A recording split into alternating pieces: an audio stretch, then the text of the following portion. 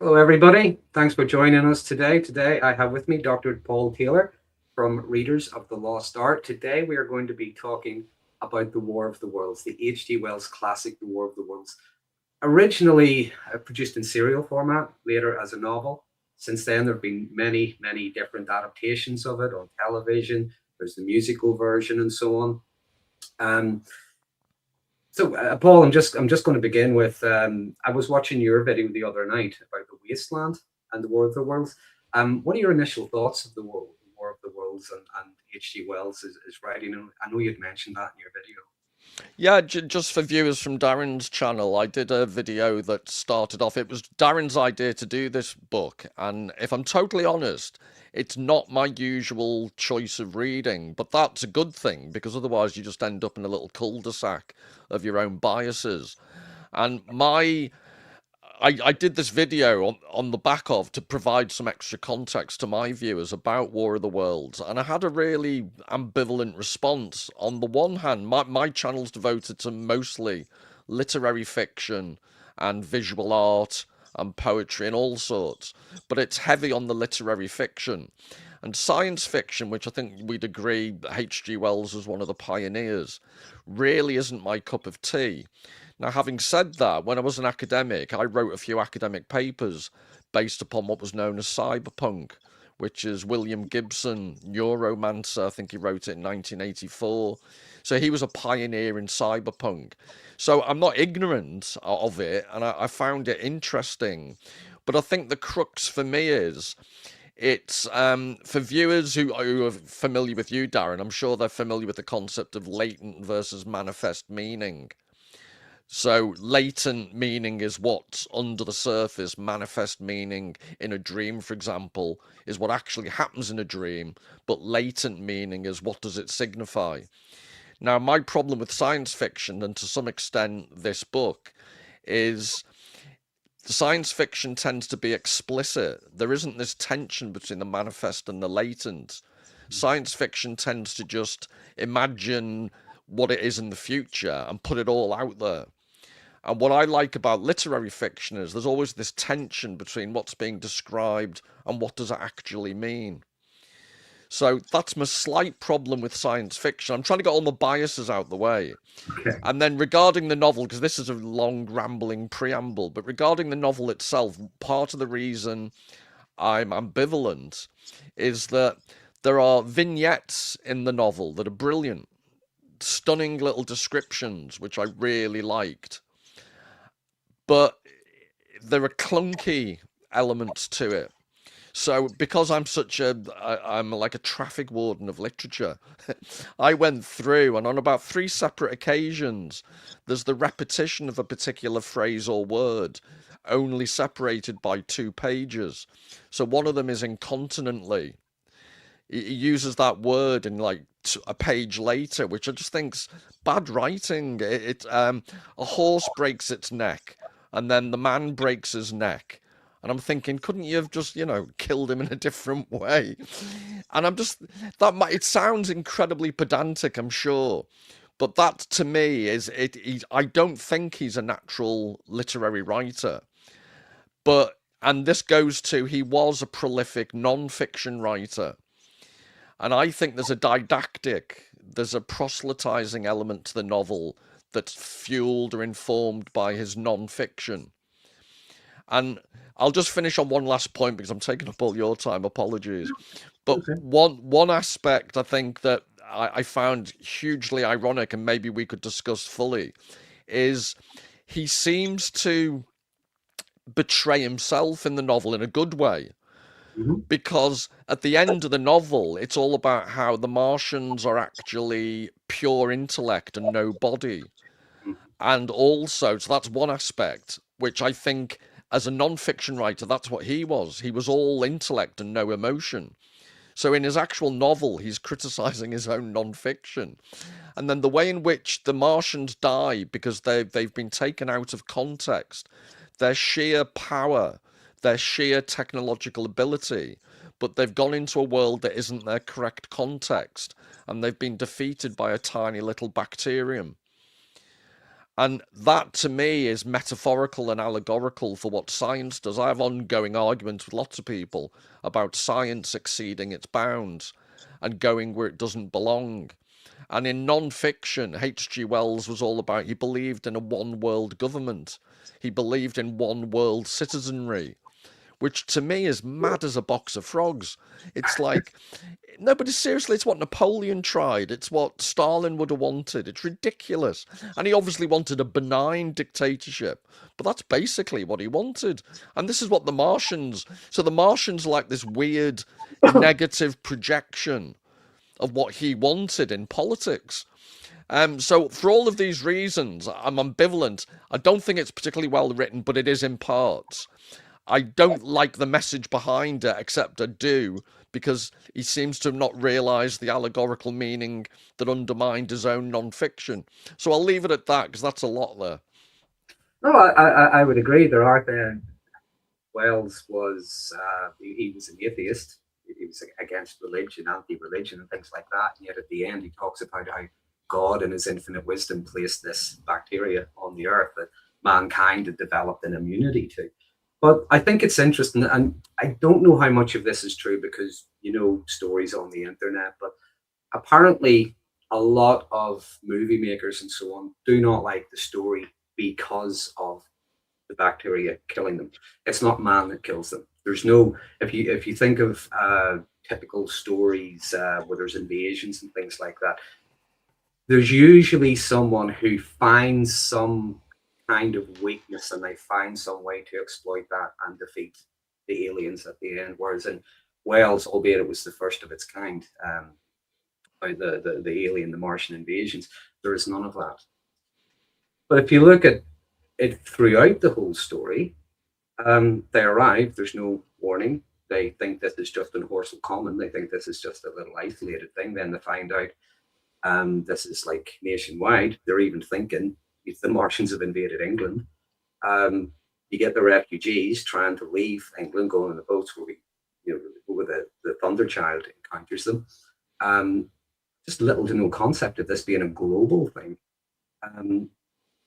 But I suppose if I were to tell you about my history with the War of the Worlds, it's maybe different from how you're seeing it. My introduction to the War of the Worlds would have been, like a lot of people, it would have been the Jeff Wayne version, the musical version. My dad got my mother the album when I was a kid, and it very quickly became mine. I listened to it over and over again. I must have been about 8 years of age. I thought the music, I still do, I still enjoy the music. I thought it was amazing. The artwork in the album is absolutely, even today, it's absolutely fantastic. But it absolutely terrified an 8-year-old me. It really did. The Martians were really scary. They were relentless. And even in the Jeff Wayne version, when they're trapped in the house and the Martians are outside, you just got that sense of fear, terror, claustrophobia, afraid to make a sound, and so on.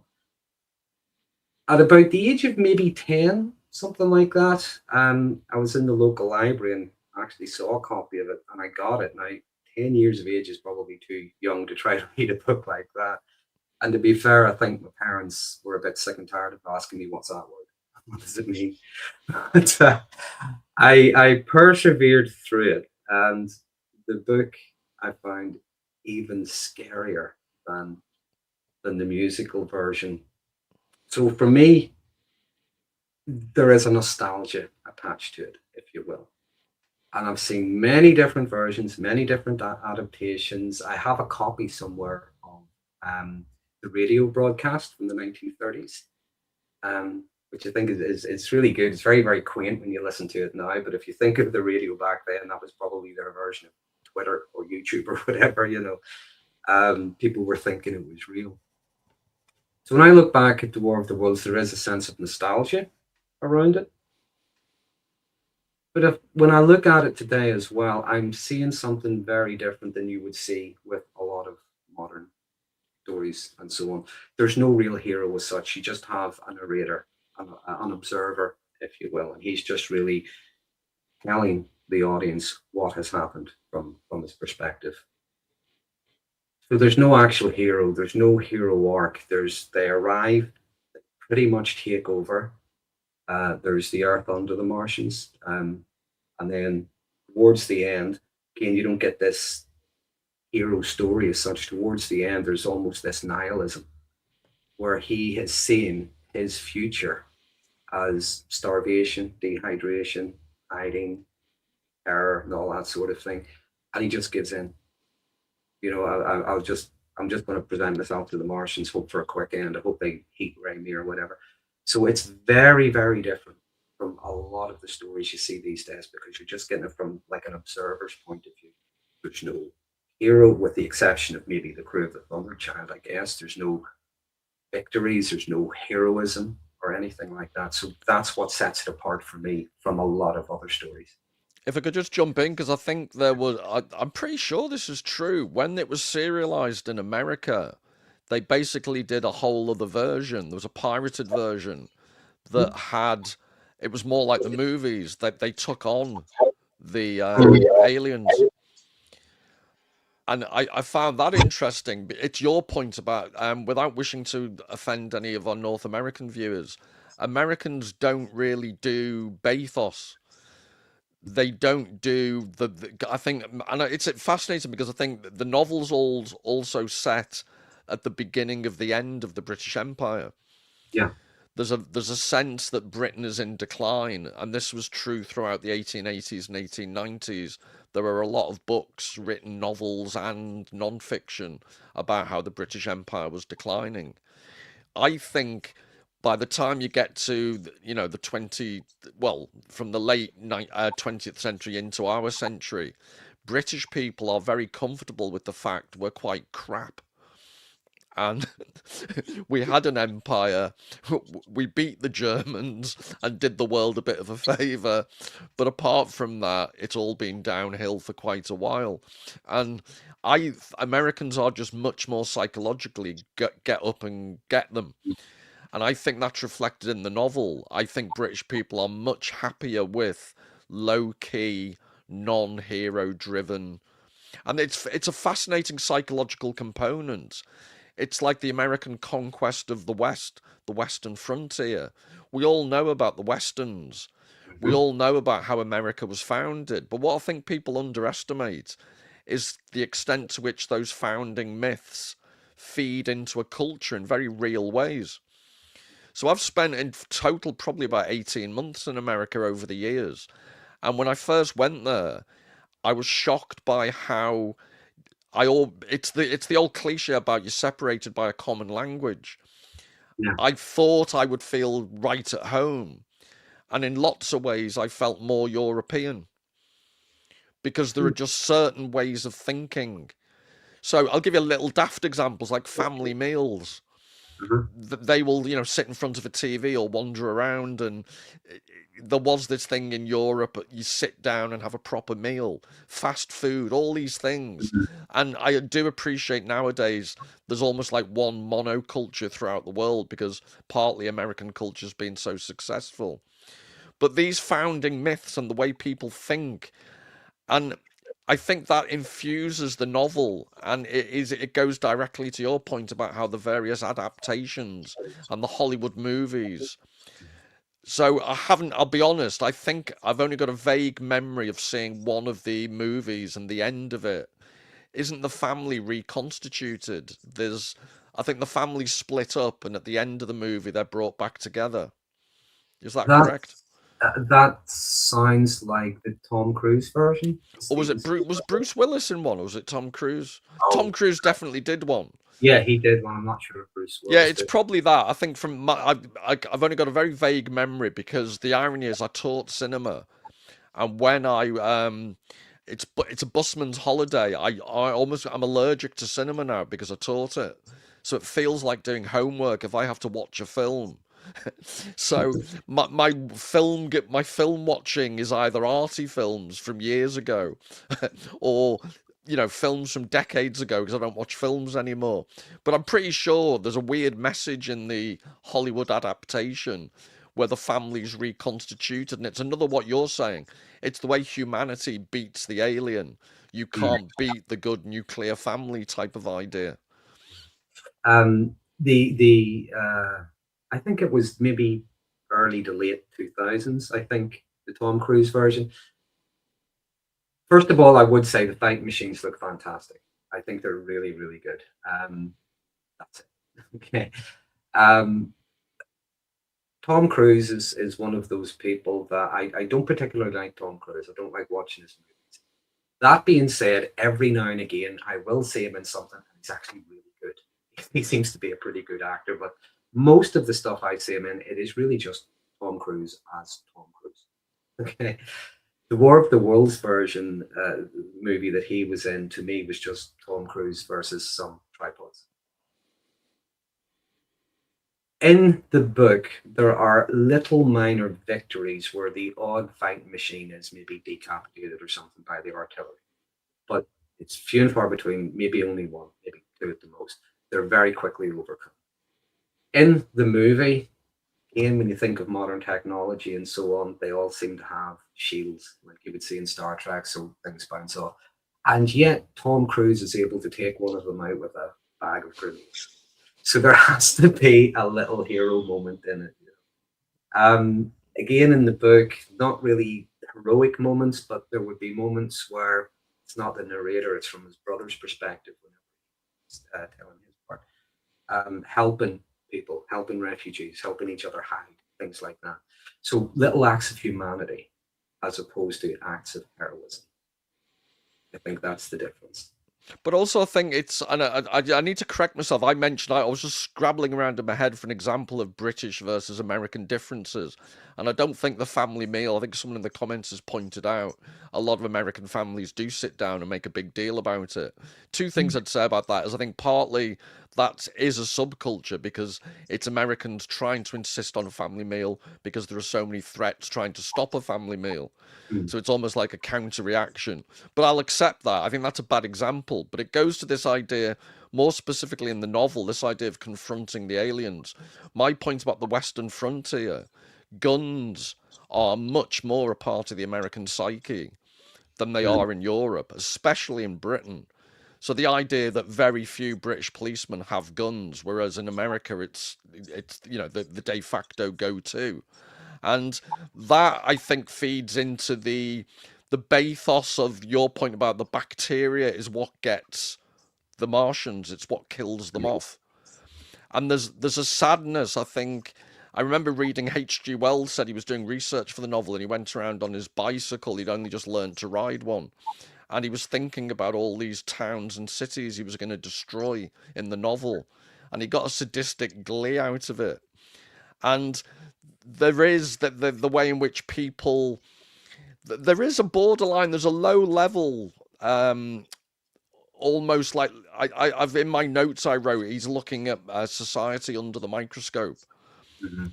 Then this is what I did in my video. What I was trying to explore was, on the one hand, it's human beings looking up to the Martians through telescopes, but on the other hand, it's the Martians looking down on Earth as if we're microscopic beings.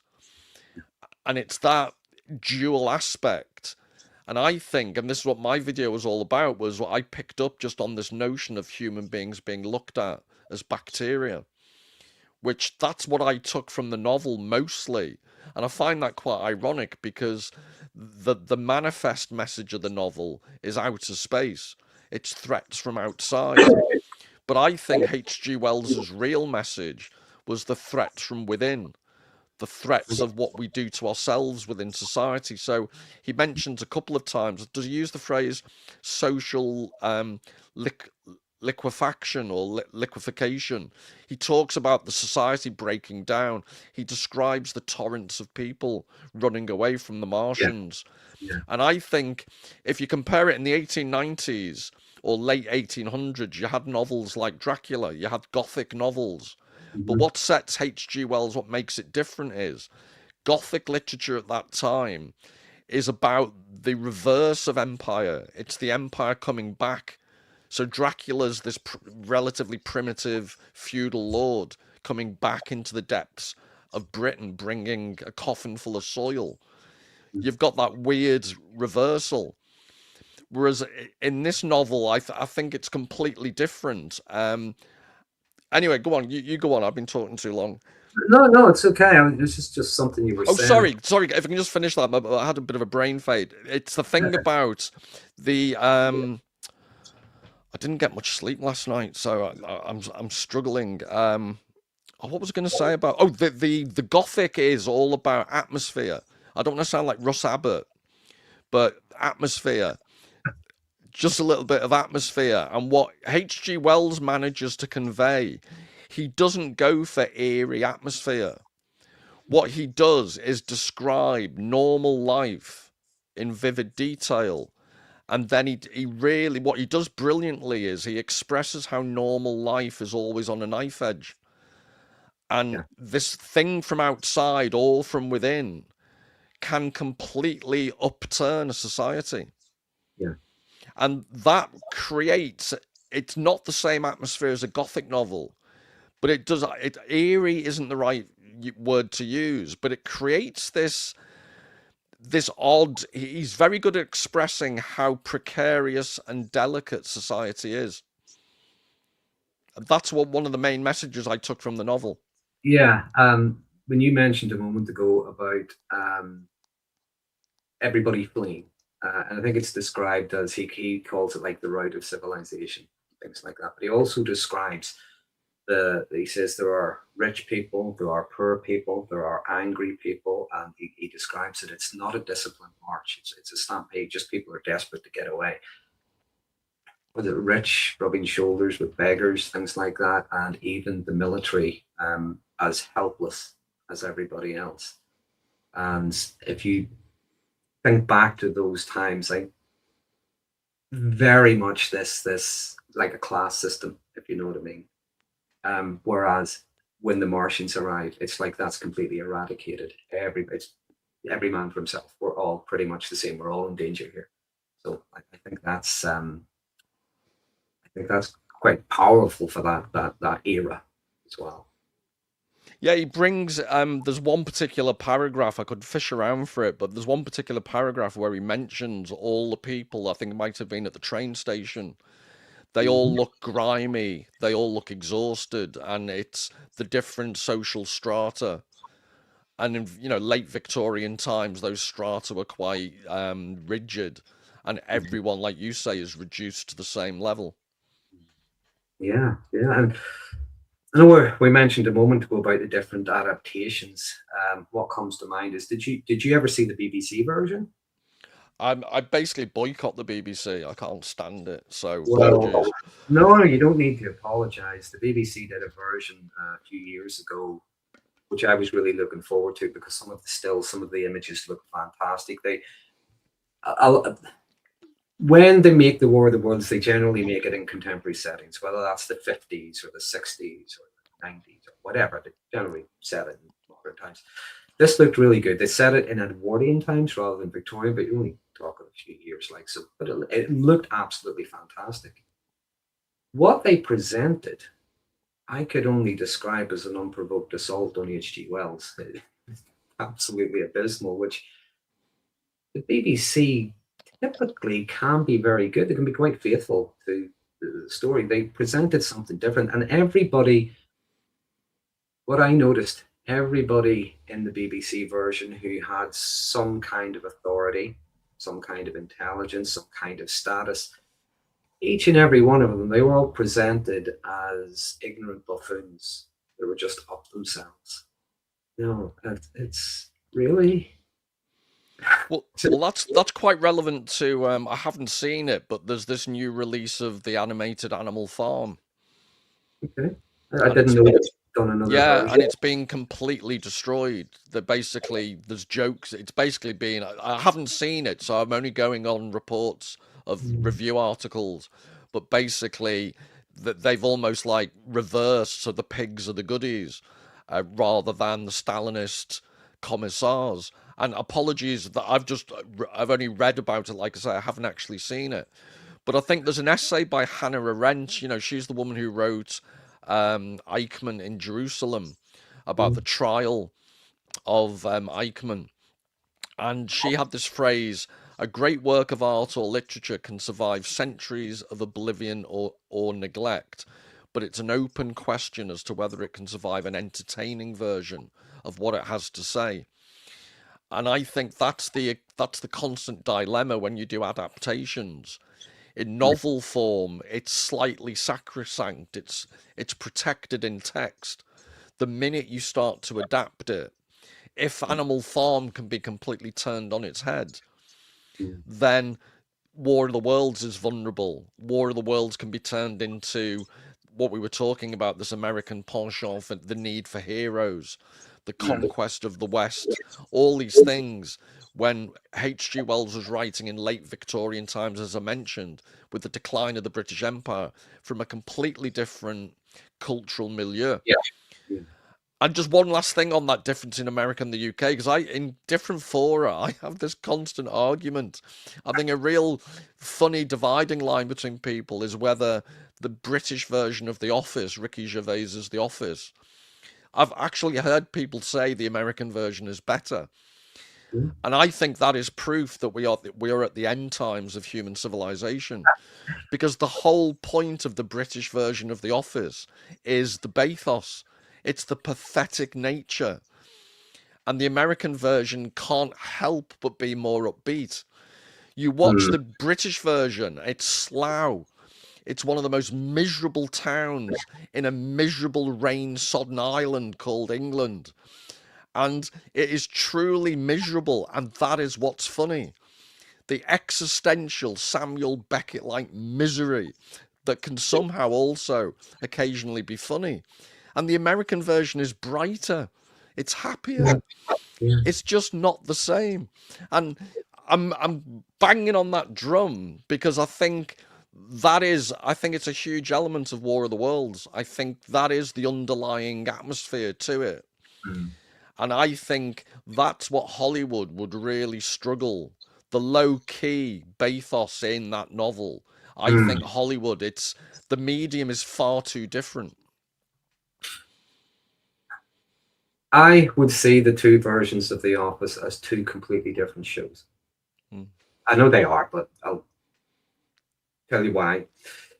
You're right. The British version set in Slough, but you have the manager, the David Brent character, who is delusional. He thinks he's popular. He thinks he's talented. He thinks because he's in this documentary thing that he's a celebrity and things like that. He's a deluded man. But you also get to see a very petty, vindictive side as well.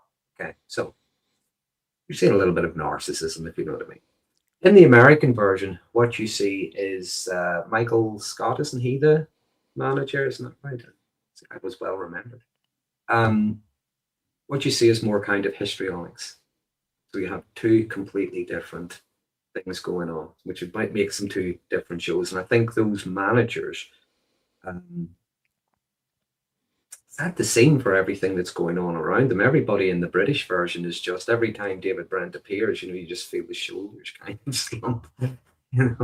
Whereas in the American version, every time Michael Scott appears, it's almost braced for some kind of childish performance, almost. So you get two very different shows. When it comes to the War of the Worlds, what I think when it comes to trying to recreate it today,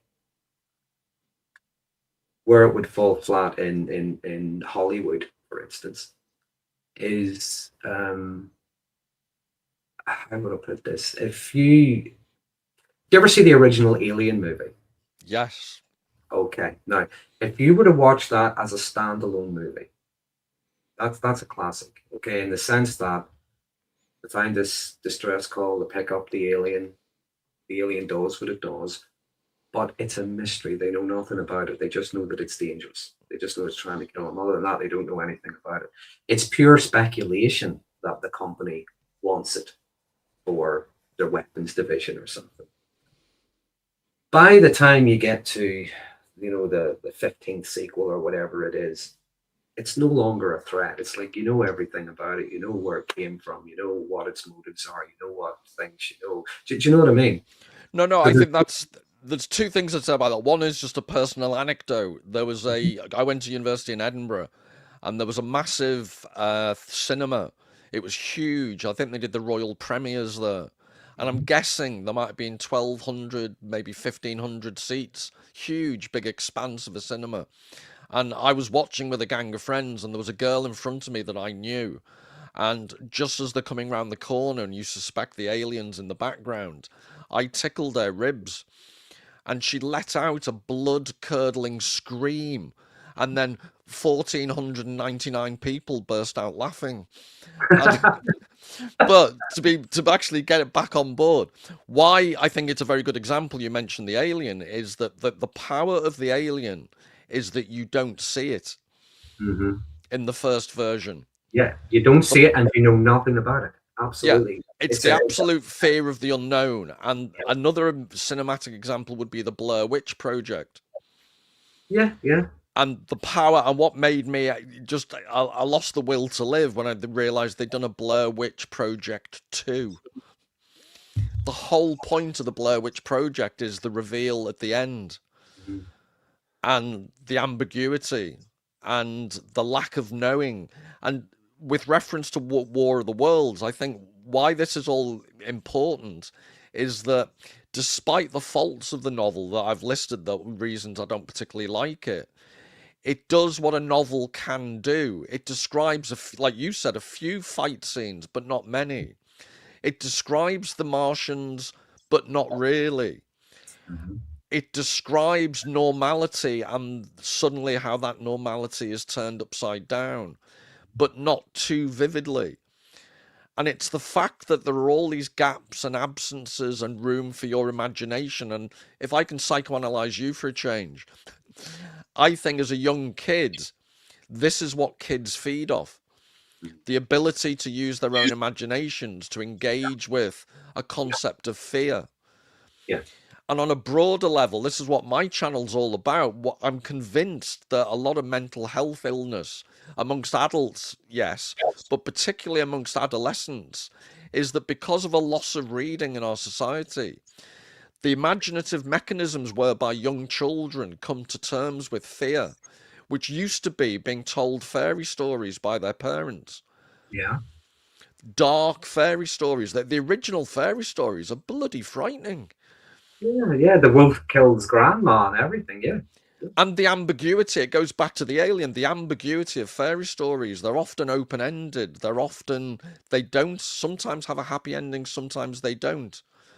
Little Red Riding Hood, I once acted it out in a lecture theatre for a bunch of undergraduates and gave a Freudian reading. And it's probably one of the reasons I'm no longer teach. Because it is when you get into the woods, so to speak, of these fairy tales. And that's the point. There's always a dark woods Yeah. in the fairy tales. But this is what I think H.G. Wells does. Not This is my frustration. There are vignettes that I think are genuinely brilliant, but with a better editor, and if he'd have been more bothered about writing in a better fashion, I honestly think it could have been an absolutely brilliant novel, and it isn't. But having said that, I also have to answer the fact, why is it still so resonant 120 odd years later? Mhm. So he did something right, and I think it wasn't the writing quality. It's a bit like, reminds me of George Orwell to the extent I'm not a massive fan of George Orwell. Substantively, his concepts and his message are obviously important, but like H.G. Wells, I think he was ultimately a journalist, and he happened to write a novel that resonated so strongly, and that was his gift. So I'm not trying to put him down, but I'm just saying Orwell and H.G. Wells are not Proust, that's for sure. And for some people, that's a massive bonus. But then there's the question of, I think, still for all his faults, just to repeat this point, the way in which he allows people to engage with the imaginative fear. There's Mhm. one particular paragraph in War of the Worlds where he talks about he's walking away from the pit, and he comes he's been face to face with the Martians, but it's when he's walking away he fears being snapped up by them. And Mhm. there's a sentence that I can't remember exactly, but it's along the lines of this fear. He comes face to face with not the Martians per se, but with fear itself. And that's what the whole planet has come to terms with when this invasion from outside actually makes it question.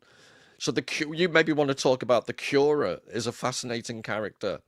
He is, yeah. I mean, bear in mind when this was written. Um, the curate is a guy who is definitely in shock, deeply traumatized, and he's seeing these things as demons from his own frame of reference. It's the only way he can make sense of them. Seeing them as demons, and I think there's a really interesting line again, a bit of Wales coming out here in the narrator, and he asks him about what good is religion to you in a calamity.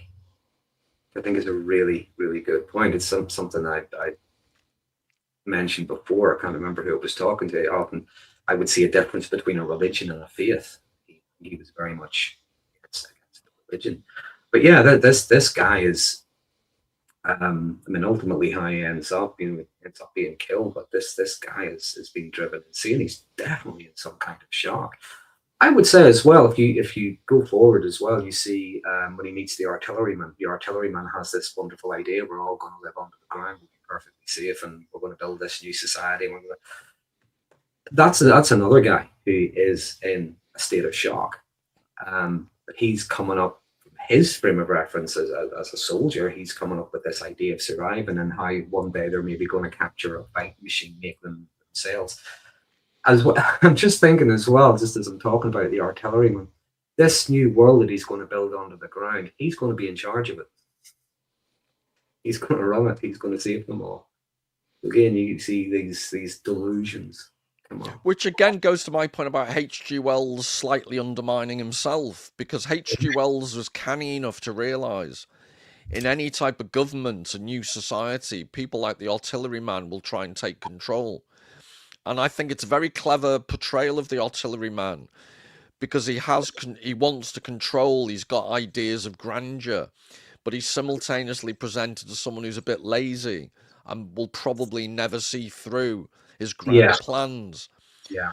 But also, this is the same man, H.G. Wells, who was convinced we could have one world government and one world citizenry. I know that. Sorry, go ahead. No, so he never seems to. He's canny enough as a novelist to know this would never work. But as a non-fiction writer, he absolutely believed it. Well, I think bear in mind this is written decades before Star Trek. I think when people think about the one world thing, I think that's what they often think about. This multinational, multi-species, even there's aliens crews on these spaceships and so on. But the thing is, if you look at what people like Gene Roddenberry were trying to create, what they were talking about, there was unity. That's the difference. There were common goals. They were all on the same mission and things like that. Whereas I think what maybe Wells was fantasizing over is, as you say, it's not that realistic. Well, yeah, so that's my criticism. But then on the other hand, the use of the gas is just like World War One. Yeah. So he's only 16 years out from the beginning of World War One, and he's basically predicted the use of gas. The devastation of the Martians is eerily like Hiroshima. He looks across the landscape, and London is a shell. And it's the amount of the devastating force of the Martians are capable of reminded me of Nagasaki and Hiroshima. And this is what's brilliant about novelists is their ability to capture the zeitgeist, to almost intuitively know what's coming down the road. Yeah. I'm just wondering, just as you're saying that, what's coming to mind is how they can capture things. And when the narrator emerges from the house that he'd been hiding in when the Martians were outside, and the land is covered in the red weed, so it's not just mankind is being taken over; it's the planet itself is being taken over. I think there's a line in it where, I'm paraphrasing it, I might not get it right, where he says he feels like he's being dethroned. It doesn't even recognize the landscape anymore. Which is my point about the end of Empire. Yeah, it's all completely different. What you were saying about the reading and about how the stories they can evoke fear in us and so on. I'm just curious from your perspective, why would you think something like fear is important? And I'm mindful. Let me put this into a context. Are you familiar with Andrew Doyle? Yeah. There was one time I was listening to him and he was talking about things like trigger warnings. Now I have no issue with people saying this book or movie, whatever, contains scenes of, whatever happens to be in it, adult scenes or whatever.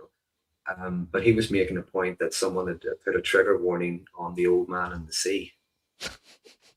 This book contains graphic scenes of fishing.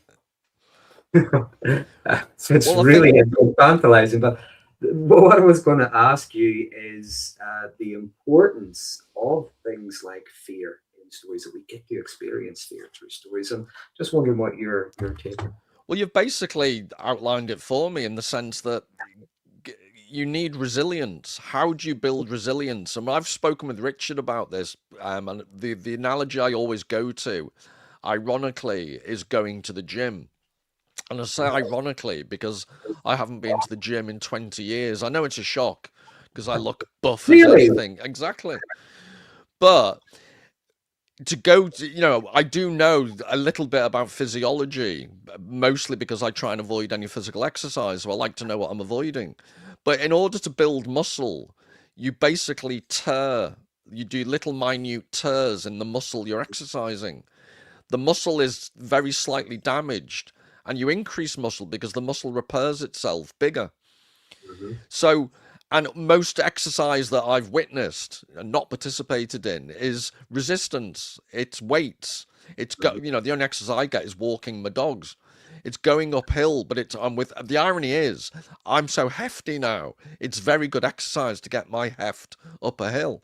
So it's what keeps my body within manageable limits and not like a Martian trying to deal with the Earth's atmosphere. Although that is a metaphor that actually makes sense. So my answer to you directly about the fear is fear plays the role in literature of a weights machine. It gives resistance. It builds resilience. It makes your mind have to work. And these are the things that when kids lose them, you don't get mental resistance from playing with a Game Boy. One of the examples I once came across was years ago in America. There were, I don't know whether they still have them in the comments, please tell me, vibrating mattresses in motels. You put a quarter in and the bed would vibrate. I went to some seedy motels, let's get it out there. Are these the type of places you don't have to sign your name on the Yes, register? exactly. All right, okay. Mr. and Mrs. Smith again. Okay. Yeah. But the idea is, the point about that is, if you went on the equivalent of a vibrating mattress, it's stimulation. But when you get off the vibrating mattress, you are no different to when you've been stimulated, but you're no different as a person. Mhm. You read a harrowing novel that Mhm. develops fear and develops reflection, a very good novel or a very good painting for that matter, you are not the same person after experiencing it. Yeah. And I think that's massively underestimated. It's looking at it through, if you will, it's a protective frame, if you will. You're slightly detached from it. There is a threat, there is a danger, but not necessarily you as a person. So there is that distance, and it's still bringing up something new. Yeah, I would agree with that.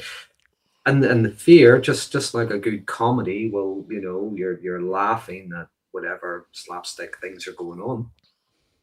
With things like the fear and the terror, you're getting like little adrenaline rushes like that. There is also, if you're watching it with maybe a loved one or you're watching it with friends or whatever, there is also the social thing going on. So there's a lot of different stuff going on whenever you're But Darren, watching. from your background in therapy, how do people build resilience? So when in life there are bound to be setbacks, there are bound to be bereavements, there are bound to be major life events.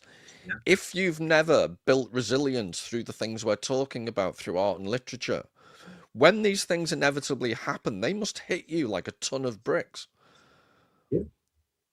Resilience is some people some people would view. resilience, I think, in the wrong way. Some people think of resilience as your ability to endure. Okay, there is much more to it than that. There is your ability to persevere. There is your ability to bounce back from things.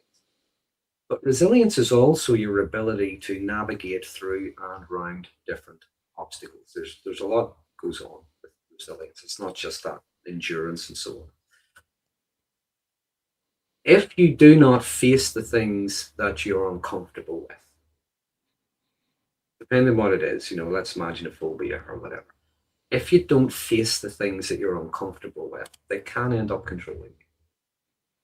So we talk about building up this resilience. It's like building up a resilience to things like disappointment. So you take a small minor risk, you ask someone on a date, they laugh in your face. Okay, that doesn't feel good. But you're building up a little bit of resilience.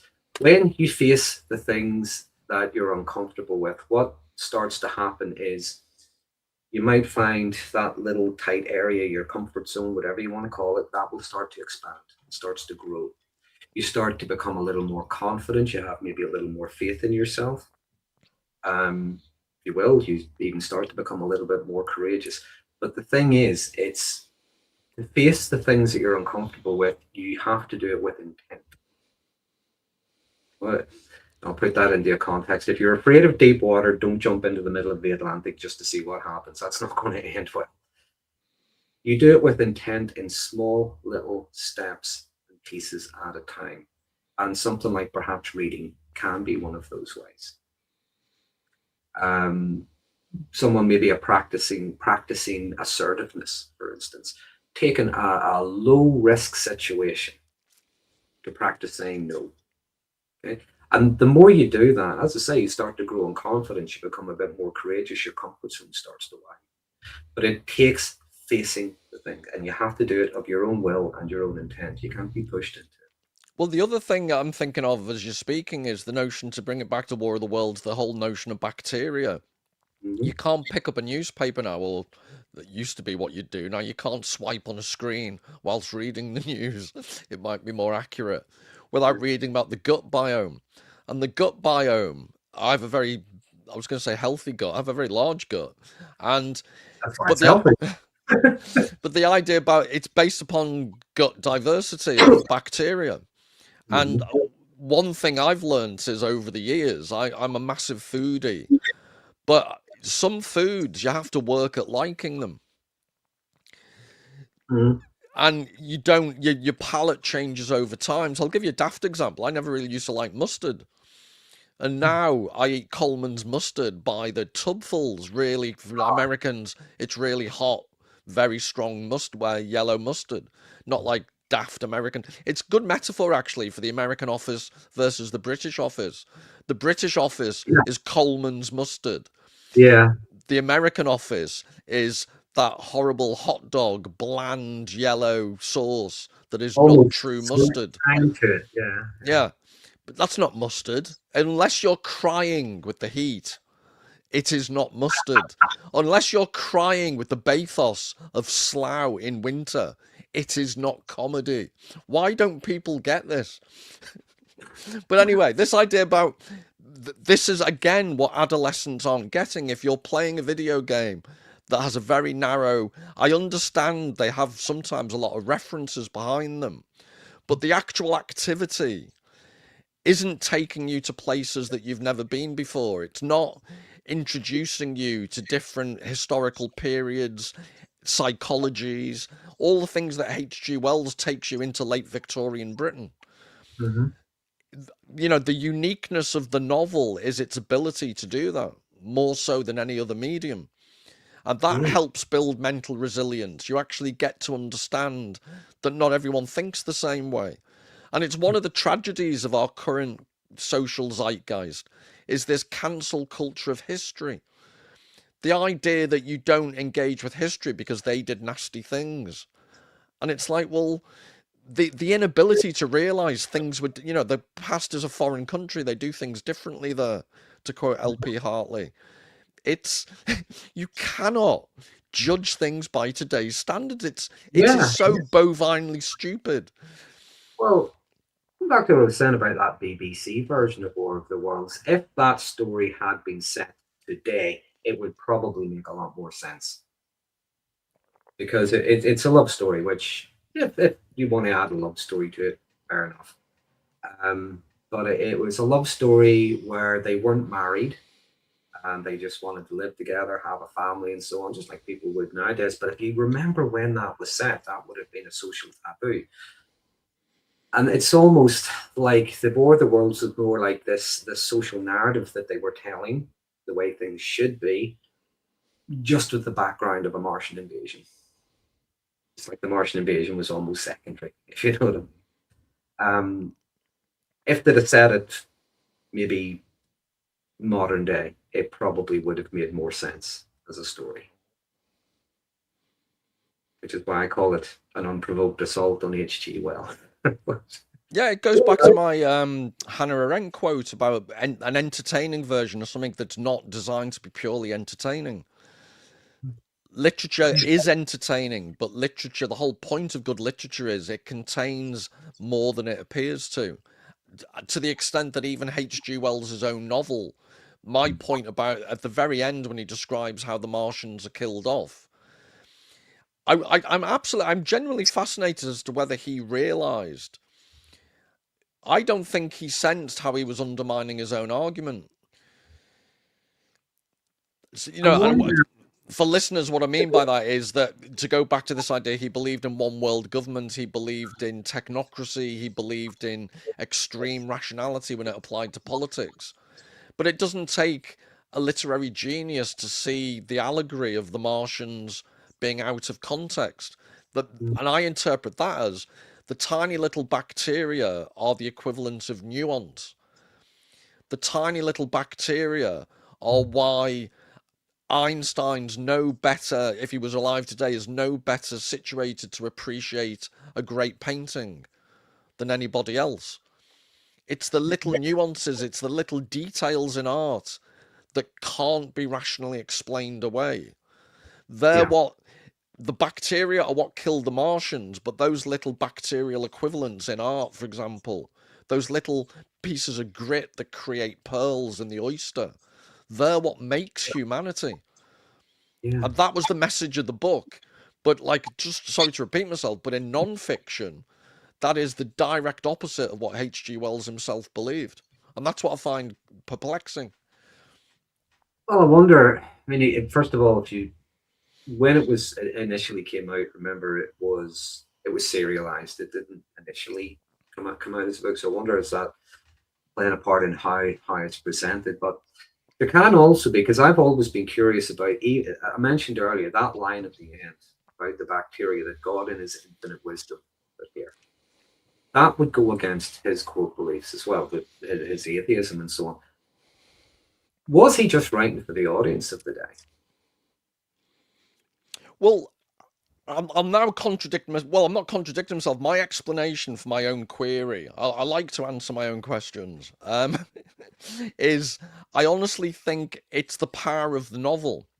Mm-hmm. Novels exceed the power of the person writing them. Mm-hmm. So they take on a life of their own. And Mm-hmm. I think the best novelists allow themselves to be inhabited by the novel and they stop being a film like director. And I think the very best novelists have this ability to give their personalities, put them to one side. And it sounds all seancey, but I think they become inhabited by the spirit of the writing. And that's what sets apart brilliant writers that will last for generations from very good writers that will have millions of readers. Stephen King. I would be shocked if Stephen King is read in 200 years' time. But I'm not saying he's not a good writer. He has an ability to communicate with people I could only dream of.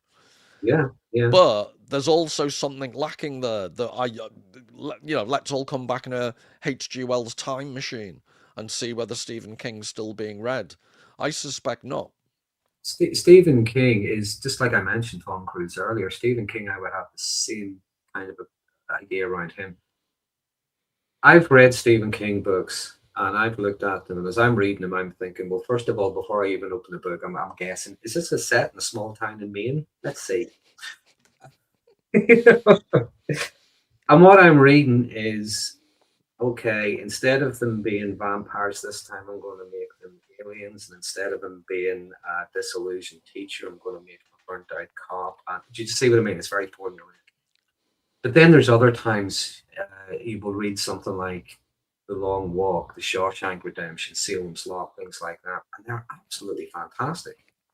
But it's in between. He just seems to be churning out. I sometimes, if you imagine, it's like his I don't know, what do you call it? His agent rings him up and says, "I'll tell you what it is, Stephen. It's coming up to Halloween. We need a book."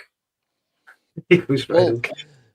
I'm not being sycophantic, but Dollar's mum made a comment in the and I agree with her. The Stand. If there's going to be a Stephen King novel that's read in 200 years' time, it could only be The Stand.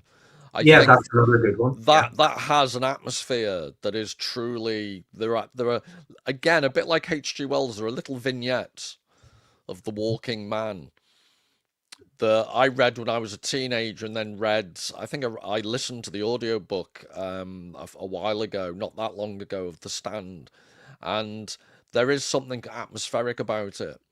But then we're getting into the difference between what's atmospheric, what captures the zeitgeist, versus what actually goes into our subterranean, deepest, darkest fears. And I think that to the extent that The Stand does affect people in a profound way, I think because it has this apocalyptic quality. yeah, It goes to the darkest fears of the apocalypse, which the this H.G. Wells novel also does. yeah. There's an eschatological element. I think there are scarcely veiled quotes. The curate at one point starts misquoting or paraphrasing the book of Exodus and notions of the apocalypse Mhm. that are, and the whole idea, there's a phrase where it's the equivalent of darkness rains down on the earth. It's what happened in Pharaoh's time in the book of Exodus, and that happens in the novel, The War of the Worlds. There is something. Um, I hope it's not just me. There is something about apocalypses that I think are very fascinating. I think that a lot of us are drawn to the idea of apocalyptic worlds, apocalyptic futures, and things like that. Wells does it in more of the worlds, but even if you think of more contemporary stuff, you have stuff like the Mad Max movie and stuff like in the Stand, as has been mentioned in the comments. I think there's something in that. Again, it's about this idea of civilization, the things that are familiar to us, the things that are normal, the things that are safe, just being turned on our head or being pulled away from us. Um, it's just come into my head. I know it's not so much apocalyptic, but it's more, I guess, if you'd call it maybe post-apocalyptic from a certain perspective. Do you ever remember that 1950s movie Forbidden Planet? I've seen an excerpt from it. Okay, now that's based on The Tempest, Shakespeare play The Tempest.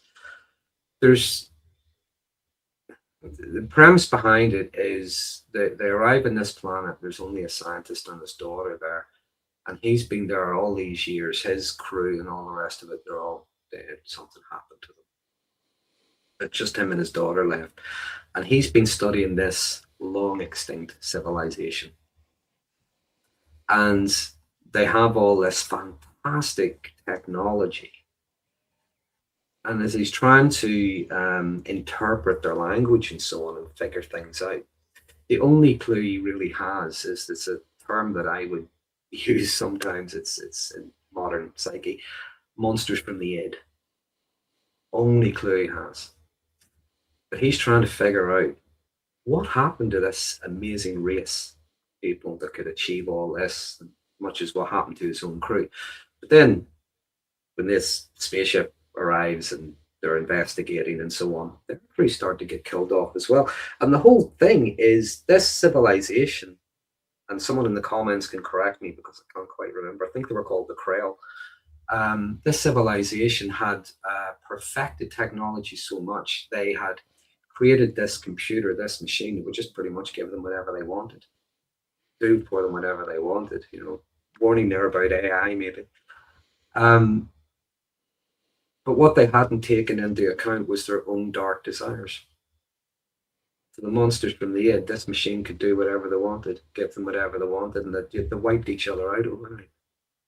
So again, that's another apocalyptic kind of movie. It's post-apocalyptic, and it's like investigating it afterwards. But it's you ever get the chance, maybe you say you don't like watching movies, but it is a good one. You get to see Leslie Nielsen in a straight role rather than his.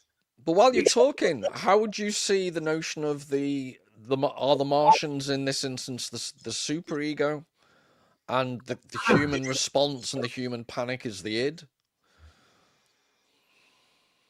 That's an interesting concept. I'm not sure I would see them as the superego. I'd see them more as something existential. Um, hmm.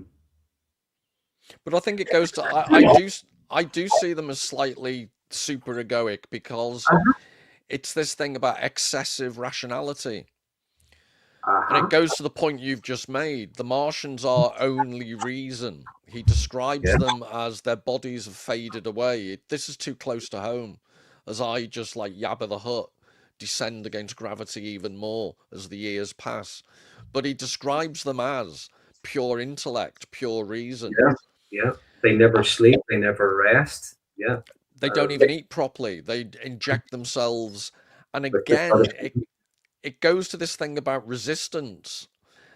You need to have resistance and you need to confront your fears to develop a proper psyche. In terms of desire, I don't want to get too Lacanian, but in terms of desire, desire requires resistance. It's your point. If you can have anything you want, where's the fun of desire? Mm. So when I was in my 20s and 30s, I was constantly having to beat women off with a stick because I was film star good looks. But as you get older and repulsive, desire actually becomes a different thing. None taken, Paul. None taken. And before people have a go at me in the comments, I'm joking. But yeah, that's actually given me something to think about. I never would have considered that. I will always would have seen them as something outside, something alien, something unknown, something that, again, unlike what you would find in a modern story, you would find some way to communicate with them. Or you know what I mean? You'd know what they were up to, you'd know what they want, and all the rest of it. Whereas this, it's more like, again, the original Alien movie. You do not really know anything about them. Anything you do hear about them is obviously coming from hindsight. But this is, sorry to interrupt, Dan, but this is my point about reverse colonialism. You know, the Dracula coming back to the motherland with his big coffin full of earth. Mhm.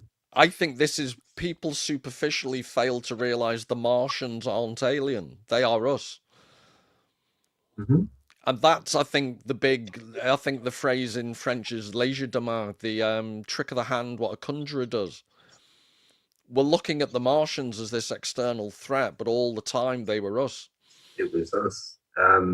Because they Superior represent. technology, superior firepower. That threat from another land, from another country that is technologically superior to Well, us. to prove, well, inverted commas, to prove my point, I'd go to H.G. Wells himself, his book, The Time Machine. Mm-hmm. He goes fast, he fasts forward, but he's confronting humanity. Yeah, it's 800 and odd thousand years in the future. Yeah, They're yeah. not Martians, they're human beings who've become It's depraved, split into cannibalistic. two societies. Yeah, split into two societies. The land dwelling Eloi and the subterranean Morlocks. Yeah, but they're humans. Yeah. And I'm just suggesting people shouldn't be distracted by these Martians. It's allegorical. I honestly think they represent humanity in a certain way. Yeah. Sorry, I've just realised I can see comments too. It's just come up here, and someone's just asked, "Oh, Richard." Richard sends his apologies. Unfortunately, he cannot be with us today. I know he said that he would be, but unfortunately not. So I've just realised I can see comments. I was wondering how could you see them? Sorry. Well, I'm fading in and out of inarticulacy, and you're just temporarily blind on occasion. So between the two of us, it's like two old madmen at a bus stop trying to have a rational conversation. Yeah. Other comments? Other comments? I didn't know I could see comments. Sorry about that. This thing's new to me. Yeah. Sorry, I lost my train of thought. I'm sorry, Paul. I'm like a child. Like No, it's I did that earlier on. Seriously, there's something in the air, and apologies to people in the comments for when I lost my thoughts earlier on. But if you could see outside my window, there's about 2 foot of snow. It's dark from about noon. I feel like I've been in the cellar in H.G. Wells. Seriously, it's like the uh, irony was when COVID hit, my lifestyle didn't change at all. But it's just, even for me, there are certain climactic combinations with not being able to go out the house very often just because of the sheer snow outside the door and so the darkness. you have about 2 foot of snow. Last week we had about 2 centimeters of snow, and this country comes to a standstill. Yeah, well, I live above the snow line in the hills, so there only has to be a smidgen of snow down there, and we get feet of the stuff. So yeah. What I was going to mention was, in case I forget to mention it, was again what I like about the novel, because I have criticised it. Mhm. Quickly, two things. I want to mention Schopenhauer, but the one thing I wish he'd done more of is he actually showed he had a sense of humour, but he only does it. I think there's one single joke, proper joke in the book where he meets two women on the road that he protects from an assault, and he takes it's the brother, isn't it? The brother of the Yeah. narrator. He takes them to a port and they buy passage on a ferry, and they have to persuade the older woman because she thinks the French are just as bad as the Martians. That's right. She can't Oh be yeah, persuaded to go to France. that's And I right. thought, yes, I related to that quite a bit. I mean, that's what I was saying. It's again, you think about when it was written, granted, but this idea that first of all, it's just local. It's in our little town or our little part of the town. Oh no, turns out it's in London as well. Turns out it's actually all over the country. Oh, hold on a minute, this is global. It's that the mindset of the day, and I suppose is that I'm just thinking, is that any far removed if you were to watch maybe a horror movie today? Um, uh, let's think a classic, something like Invasion of the Body Snatchers. They thought it was only in the town, but no, this thing is happening all But over the that, again, sorry, the Invasion of the Body Snatchers, it's years since I've seen it. But again, it goes to this idea about it's not really, I think the effectiveness of something like the Invasion of the Body Snatchers is that again is allegorical for things like desire. yeah, When you fall in love or when you become obsessed by someone, that's like the Invasion of the Body Snatchers. You lose your free will temporarily because desire takes over you. That's what these science fiction stroke horror films truly represent. That's why I'd argue they're so effective and affective. They have an affect. They change our emotions because they go to what lies deep within us in a way that the scariest, temporarily you can have scary horror films that use cheap tricks, but the yeah. truly horrific is actually, it doesn't have to be all singing, all dancing special effects. No, it's a lot of it when it's suggested. In fact, a good example would be when they were making the movie Jaws, the big mechanical shark they had kept breaking down. And then so instead of them continually trying to repair it, they showed it only when they had to. The rest of it was just implied it was there, from like the music or just seeing the camera moving through the water. Um, the less you see of it, the creepier it is. Again, going back to your imagination, you're having to fill in the blanks with your mind. And I'm thinking of that 8-year-old me. You have to imagine 8-year-old me, where my bedroom had a lamppost outside it, so it's always bright. You just pull the curtains over, but there was always the glow of the light. An 8-year-old me would be lying in bed terrified that the light was actually a fighting machine. So it sounds a bit. I was 8, you have to forgive me. But yeah, that's the imagination, and that's what the stories do to you. You're filling in the blanks. Sorry, while it's fresh in my mind, the Schopenhauer point I was going to make was one of the things I did like about the book is that there's this.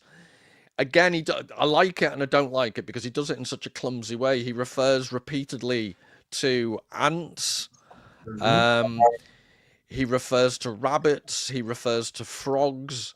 He's like really cack-handed. He hits you over the head with a hammer to say that people are like lower Yeah, forms of animals. yeah, But in Schopenhauer's idea, his most famous book was the World as Will and Representation, and he has this notion there's a life force. Now, I think he was influenced quite heavily by Eastern philosophy, but there's one life force that undergirds the whole of existence, and we all partake of it. And interestingly, one aspect of it, I think there are three ways you can escape, at least temporarily, this life force. You can do the ascetic, like the hermit like, you can withdraw, you can do good deeds, and you can indulge the world around you and just be ultra kind. Or you can contemplate aesthetically through paintings, literature, and it never lasts, but it allows you to survive the life force in a non-rapacious, non-dog eat dog type of way. And all the way through War of the Worlds, there is this life force.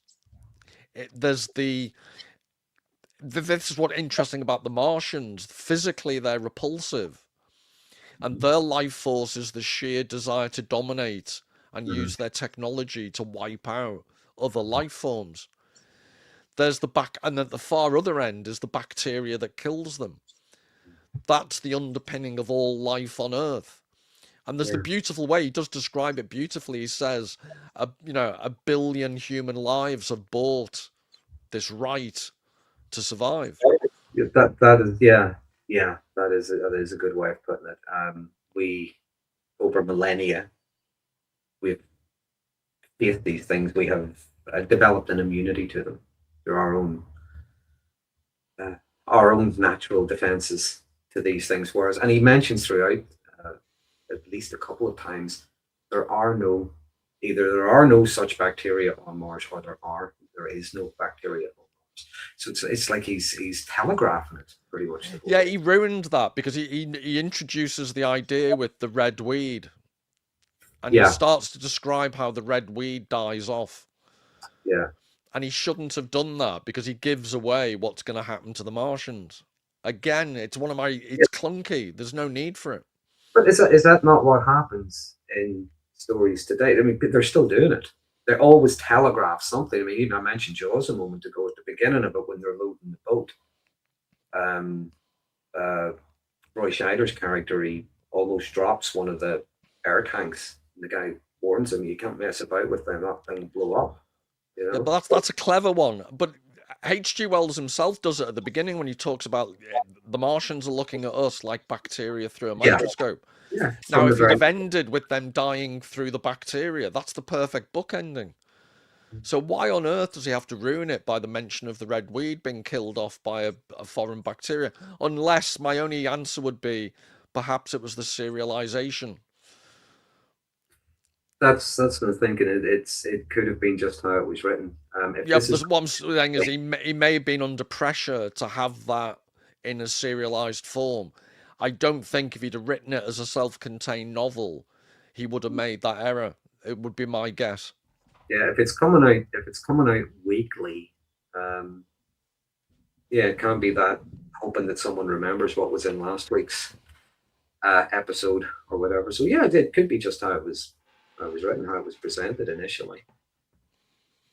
But to end where we started, for me, a large part of it is the nostalgia from when I was a kid, the fear, the adrenaline rush, the wanting to sleep with my light on, my dad saying no, things like that. Watching the different versions over the years, I don't think I've ever seen a version where I haven't been disappointed. I don't know how hard it would be to film this as if it were. Again, I don't know how much truth is in this. Um, Ray Harryhausen, who's very famous for, you've mentioned him before, you know, the skeletons and things like Sinbad and Jason and the Argonauts and so on. Apparently, he had wanted to do a version of it. I think, if you think back, maybe the 40s, 50s, 60s, whenever he was around making movies, why could they not have done it if someone like him, who was well up there in his special effects, his stop motion, would have been ideal? Yeah, and it's like I mentioned Dracula before. It's the irony is one of the scariest Draculas ever was Bela Lugosi, and Mm, the oldest, the least technologically capable productions. I think, again, this is my childhood, seeing images of Nosferatu, the old yeah, ones, are yeah. terrifying. I remember going to see in Queen's Film Theatre, they showed different kinds of movies, and this was back in the 90s. They showed the original Nosferatu. They even had a guy playing the piano.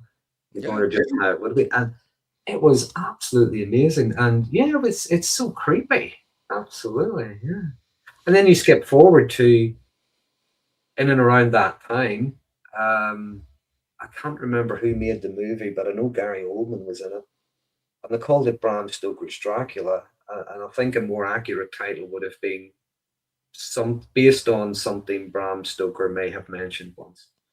Um, so I just didn't see what was going on there. But it's interesting you mentioned the music aspect, and I think that's why War of the Worlds resonates the musical Mm. because I can never remember the full word, but Wagner had this word Gestammstung or Gestammstungswerk. Sorry, I can't remember it for the life of me.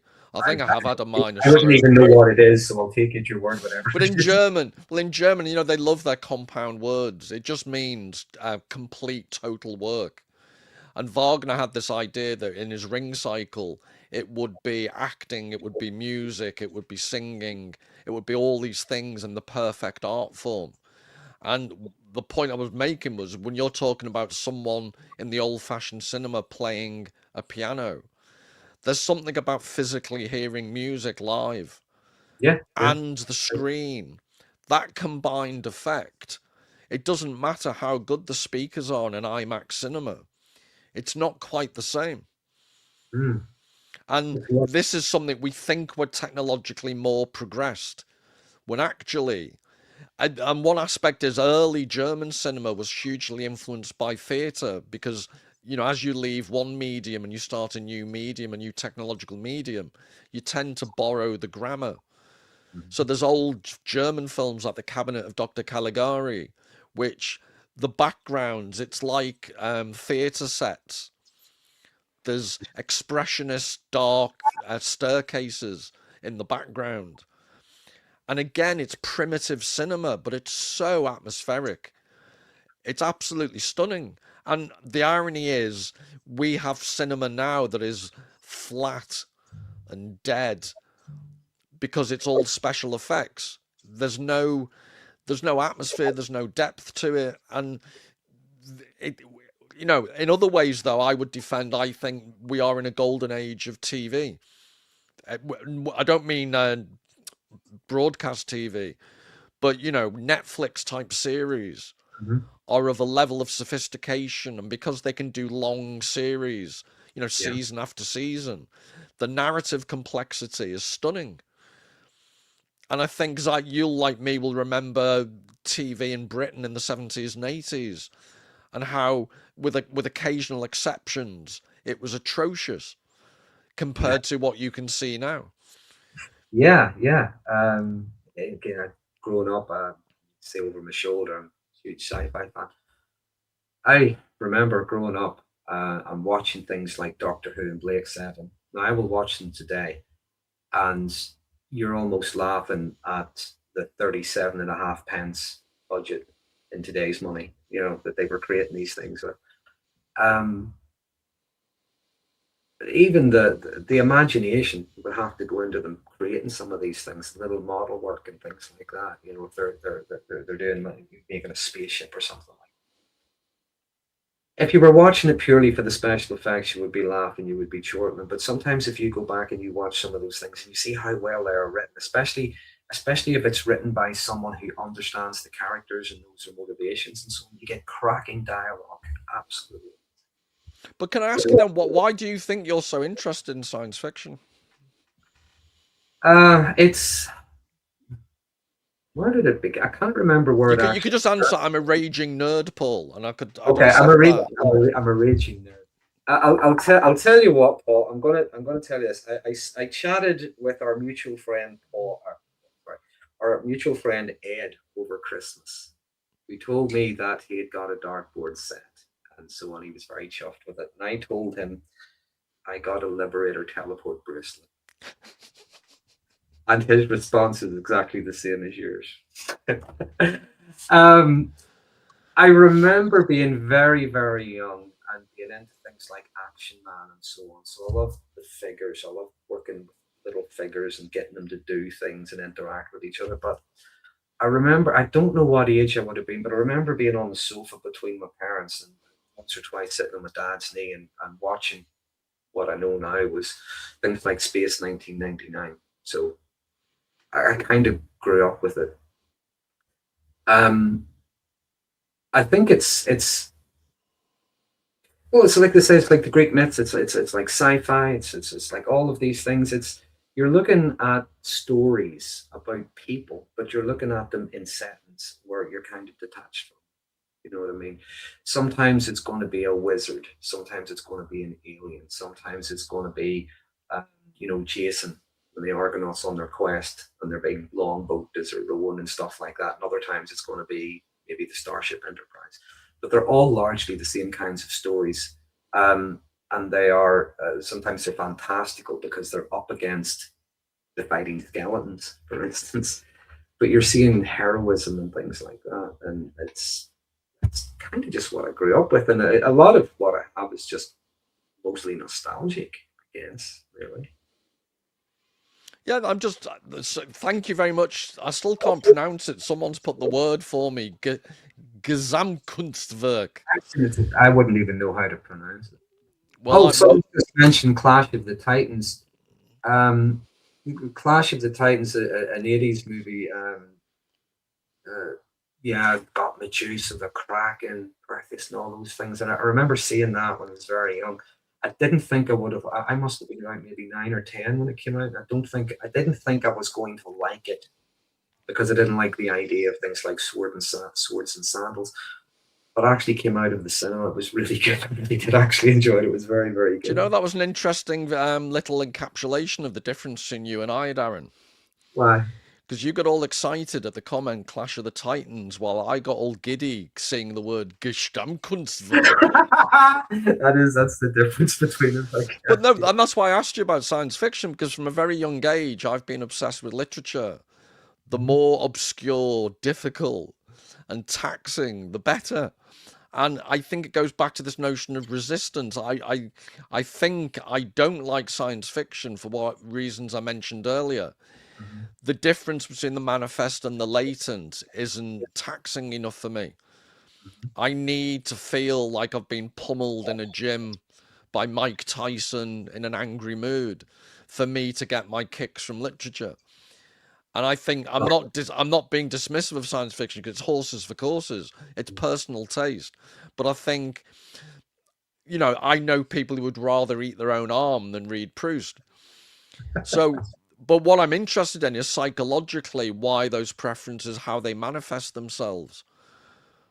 It could be you could be a pathological nerd. I could be a pathologically pretentious tosser. And I've always wanted to be a pretentious tosser. Ergo, I go to Proust. As I say, I kind of grew up with it, and a lot of my friends were into it. We would have all loved things like Star Trek, Blake Seven, when Star Wars came out. That was the big, that was like the Harry Potter of its day. That was really massive. Um, when I look at these things as a molder, and I'm starting to look at some of the things I might like about them. If I was When I was growing up, if I was watching Star Trek, apart from just seeing Captain Kirk and the Enterprise and all that sort of thing, what I would have been seeing would have been things like structure. Okay? I would have seen things like unity. I would have seen things like people coming together on their shared mission and so on. I would have seen discipline. Whenever I saw Star Wars, as I look at it now, what I'm seeing is unlike other science fiction I'd seen previously, in the Star Wars universe, not everything is bright and shiny. There are things that are used. There are things that are crap. They're falling apart. There's things that have been nailed back together again. So it's a very kind of Well, ragtag kind of before I experience. forget, can I tell you a little personal anecdote involving Star Wars? Sure. Um, it was an ex-girlfriend, of which there have been quite a few. Um, Be specific then. and it was we were in a restaurant, and I remember vividly. It was quite a posh restaurant in Manchester, and it was Valentine's night. So I'd gone to the effort of booking a table, finding a nice restaurant, and the food was okay. The girlfriend was, it was just a very average night. It wasn't the best night of my life. And then the service that we couldn't get the bill. And I was just like, really wanted to get out of there. So I don't honestly, do you ever have those inspirations? You don't know where they come from. I leant back and went like Chewbacca.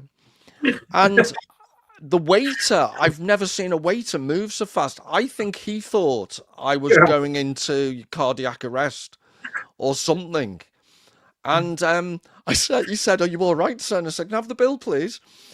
And the bill was on the table within about 20 seconds. And I just, to this day, I don't know where I got the inspiration, but I was just so pissed off, when you just can't get service in a restaurant. So I advise everyone out there, do a Chewbacca impression, lean back in your chair, and they just want you out the place. And it's non-aggressive. You're not shouting at anyone. And it's not like me to find a non-aggressive solution to any particular problem, but that night I did. Oh, a good friend of mine told me something I thought was funny once. He says he only ever gets called sir twice. Once is when they add the words "Are you all right?" and the second one is "You're making a scene." But yeah, but yeah. Again, looking at these when you're a kid, I'm just looking at things exploding, spaceships, bravery, heroics, stuff like that. As an adult, I'm looking at stuff and I'm seeing. You mentioned earlier nuances. There's little things that you wouldn't pick up on as a kid. I mentioned like Blake Seven bracelet. Watching that as an adult, that is incredibly dark. That is not a kid's show. Okay, there's a lot of stuff goes on in that, and it's amazing that that was going out at something like 7 o'clock on BBC One. The nature of some of the stories, and the further it goes on, you realize that these are not necessarily freedom fighters against this oppressive regime. The line between the two of them are very blurred. You know what I mean? They're just two opposing sides. The so-called freedom fighters are prepared to let whole planets perish just so that they get the win. So um, yeah, it's always stayed with me. I do like. I know Richard. I know he's into sci-fi as well. He likes very he I think he likes things like isn't it three body problem, the three body solution, something like Yeah, that. That sort of thing. on a future episode, I think I'd like to I want to turn the tables and I want to psychoanalyze you and Richard because I think deep down it's a need for order and Sure. it's a need for a controllable environment. You see, and interestingly, whenever I feel a bit unfair because he's not here, but whenever I see Richard in his various, because he's all over the place in terms of geographically, but he always likes to exist in pristine environments. Whereas I don't do it deliberately, but I've observed of myself. If I go into any room for more than 10 minutes, there will be objects strewn about. I'm like a dog that has to wee on a tree. The territory has to become mine. I don't urinate inside buildings, but let's get that out there. But it almost like I have to make the space mine. And that's my way of doing it. But I Mhm. think I'm just wondering to the extent that people have a predisposition to science fiction, they want some type of psychological control. They feel, I like mess, they Uh-huh. want order. I'm just wondering whether that's a theory.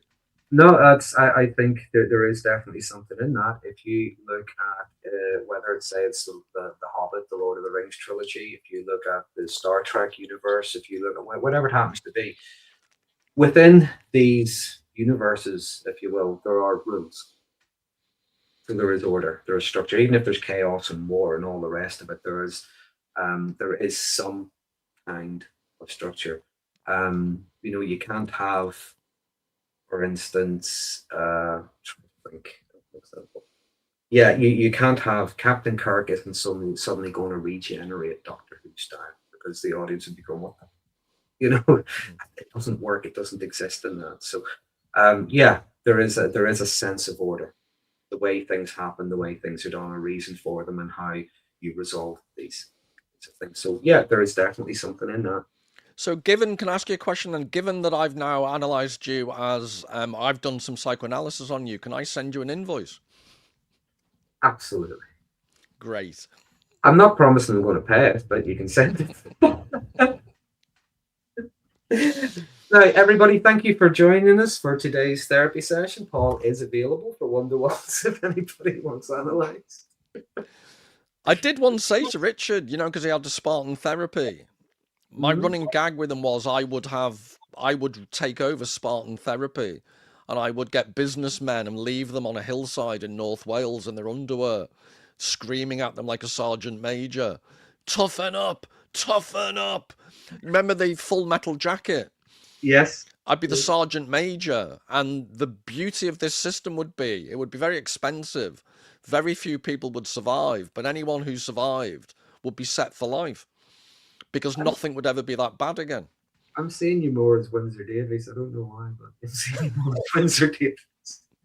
Move yourself, you horrible person. Um, That's one of my listen, favourite scenes in cinematic history, the Full Metal Jacket, the Sergeant Major. it's a movie I don't think I've seen since its release. It's something that I might want to revisit again, which is unusual because if I really enjoy a movie, I will watch it again at some point. And I don't think I've seen that since its release.